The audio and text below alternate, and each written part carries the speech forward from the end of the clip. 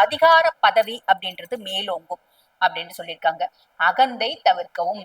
எக்காரணத்து கொண்டும் நான் தான் எல்லாம், என்னால முடியும்ன்றது ரொம்ப விஷயம். அகலக்கால் வச்சிடாதீங்க.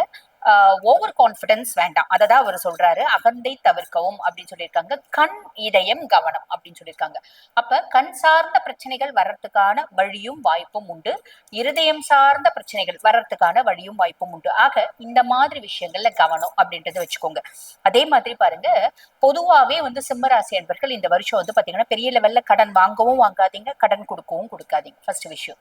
ரெண்டாவது விஷயம், குடும்பத்துல சின்ன சின்ன குழப்பங்களும் பிரச்சனைகளும் வருது அப்படின்னாலும் இதுவும் கடந்து போகும் அப்படின்னு அமைதியா இருங்க. வேலை செய்யற இடத்துலயும் பாத்தீங்கன்னா உயர் அதிகாரிகள்னால, நம்ம கூட வேலை செய்யற சக ஊழியர்கள்னால, நம்ம கிட்ட அடிபணிஞ்சு நடக்கிற வேலையாட்கள்னால கூட பாத்தீங்கன்னா பிரச்சனைகள் அப்படின்றது வரத்துக்கு உண்டு, வாய்ப்பு உண்டு. அதுலயும் அமைதியா இருந்து ஓவர்டேக் பண்ணுங்க. கோபப்பட்டு கத்திட வேண்டாம்.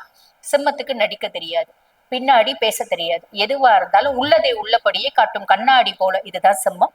இருந்தாலும் இந்த காலகட்டம் அமைதி, அந்த கண்ணாடிக்கு ஒரு திரை அப்படின்றத போட்டுக்கோங்க, ஞாபகம் வச்சுக்கோங்க. சரிங்களா? அதே மாதிரி பாருங்க, நமக்கு நம்ம ஒரு இடத்துல இருக்கோம் அப்படின்னா நம்ம சுற்று வட்டாரத்துல இருக்கோங்க, நம்மளோட நெய்பர்ஸ் அப்படின்னு சொல்லுவாங்க பாத்தீங்களா, அவங்களாலயும் நம்மளுக்கு ஒரு விதமான மனக்கசப்பு, மனசஞ்சலம் அதெல்லாம் வரதுக்கு வாய்ப்பு உண்டு.